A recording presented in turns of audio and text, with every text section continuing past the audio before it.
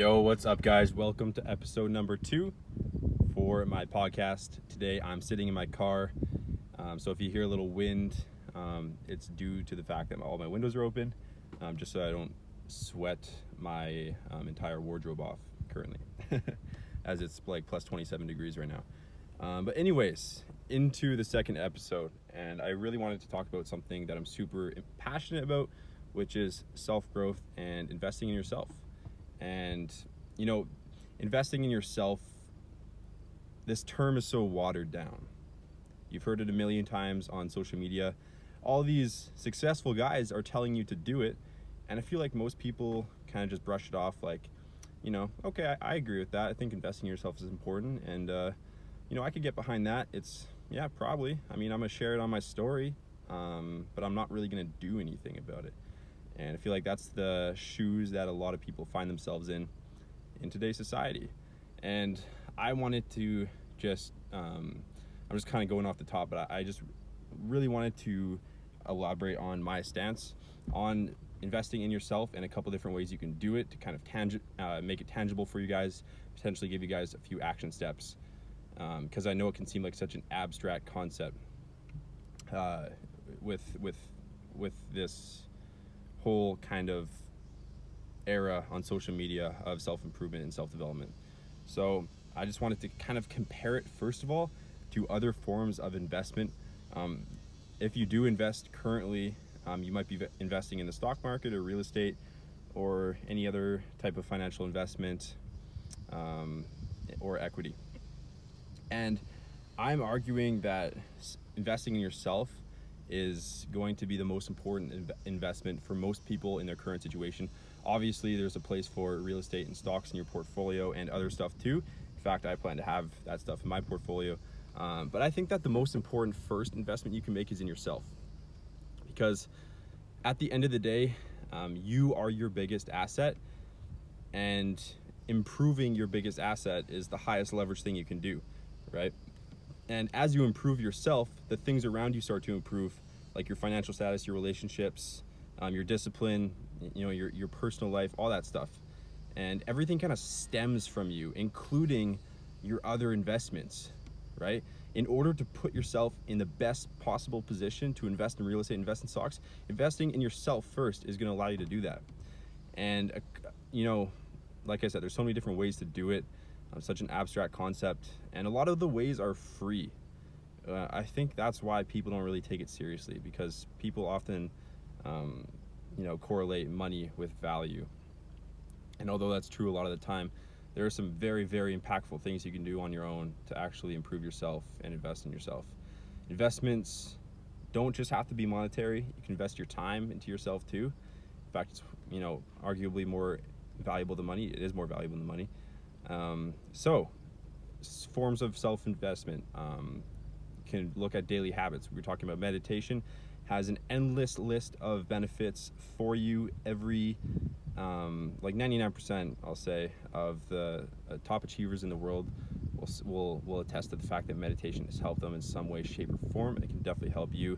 We're looking at emotional stability, calmness, discipline.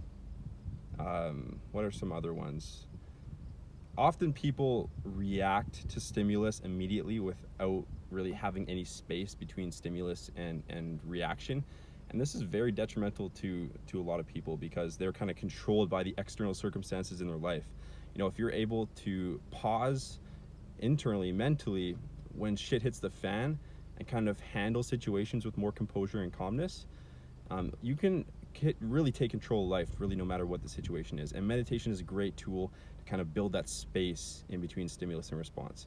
And those are, I guess, 3 to 4 benefits of meditation that I've experienced personally. The list goes on. Meditation will, help you in different ways depending on where you're at and what areas of growth you have mentally. Other forms of personal growth, journaling, reflection. We're looking at something as simple as a cold shower to build discipline. We're looking at books, podcasts, audiobooks. Those are huge, and you can either buy them on Amazon for a few bucks, or you can literally just rent them for your library, or you can buy like a annual subscription to like Audible or whatever the case may be. Either way, whatever you pay for something like that, the ROI is fucking insane, man. Like, a lot of people will not think twice about dropping a couple $100 going to the club, or even $50 going to a restaurant, or $50 on some shirts, $100 for a pair of shoes. No second thought whatsoever, no hesitation. But then they see like a $25 book in Amazon, they shit their pants, they think about it for 5 minutes, then decide not to buy it. And this is just the way it is. You know, people are so used to investing in things that don't actually move them forward. Liabilities, in other words. Liabilities include cars, shoes, watches, drinks, you know, the list goes on of things that really don't help your life. They just give you instant gratification, that hit of dopamine.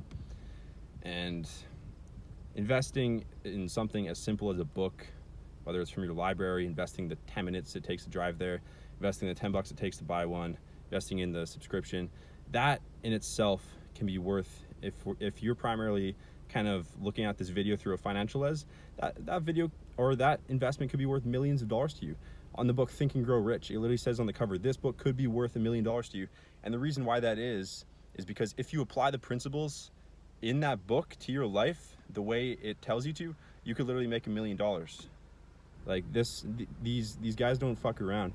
And there are hundreds and thousands of books of millionaires and billionaires literally telling you 20 years worth of life lessons, expertise, strategies, tips, experience. They've wrapped what took them 20 years to figure out in one book, and it's at the edge of our fingertips, and people don't realize the value in that, which is fucked. You know, in order to actually become successful, you have to do certain things. There's so many blueprints out there that people are not taking advantage of.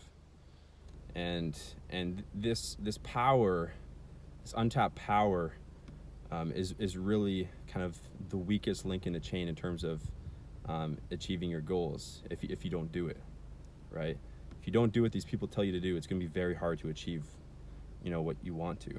If what you want to achieve is you know, substantial. You know, if you want to be average, fucking ignore this, because it doesn't really matter for you. So I just kind of wanted to shed some light on my view on personal growth. If you're not growing, you're really moving backwards. And there's so many different ways you can grow, so many habits. Books are one of the best. And if you want to take it to another level, we could look at mentorship programs too, education.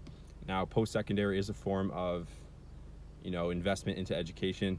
We're not going to talk about the ROI of that right now, perhaps in another video. But there's so many different types of education, books, mentorship programs. You could find somebody in your industry that you're passionate about. A lot of them have mentorship programs these days. It's hard to find an industry that doesn't have at least a handful of people who are running mentorship programs for that particular industry, just the way it is nowadays. So you could contact one of them, see what they're about. Books, post-secondary school courses, the list goes on. But the reality is that you are your biggest asset. Investing into yourself is the most important asset to invest in as of right now. You know, for me, I'm definitely going to dive into real estate and stocks eventually, but investments I'm making into myself right now are worth so much more than the 7 to 10% I get through stocks or real estate right now. And I just invested in a new mentorship program, which I'm super excited about.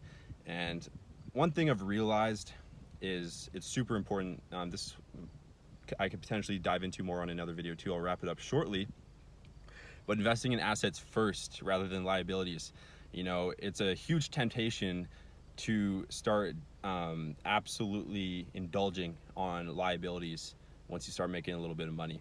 You know, getting a nice car, buying a bunch of shit, going out, you know, every few days. It's very, very tempting. And I kind of dived into it a little bit. You know, I kind of succumbed to the temptation of that instant gratification. And it's something a lot of people get sucked into. A lot of people, you know, look rich but aren't really rich. And the way to get really rich is to invest in those assets first. You know, if you have a decision to buy a nice car or buy some more assets like some real estate or something like that, or a mentorship program, always go for the asset. Because, you know, buying that nice car, that Mercedes, like 2 years later, off of the passive income you're asset is creating for you each month, it's gonna be so much more satisfying, rather than buying something super nice and super expensive now than having to scrape later on to actually keep on affording that thing. And that's something, yeah, super important. I feel like I've gone off topic a little bit. The topic of personal development, investing in yourself, assets, liabilities, absolutely immense. I could go on for 8 to 10 hours per day, every single day, about this, and I'm still learning. I've by far, or I'm far from an expert on a lot of this stuff. I'm just talking from personal experience, and I've read a lot of these books, and I'm kind of also paraphrasing and regurgitating a lot of things that I've heard really successful people say. So I guess in that regard, there's a little tad bit of credibility there. But anyways, you know, I'm down to always have conversations about this stuff. Personal development is definitely a passion of mine. So if you have any thing to add or say or compare, feel free to DM me, comment on this, and feel free to let me know if you want me to touch on a part of this episode in greater detail, because I'd love to do that. Anyways, thank you guys for listening. Thank you guys for your time, and I'll see you in the next episode.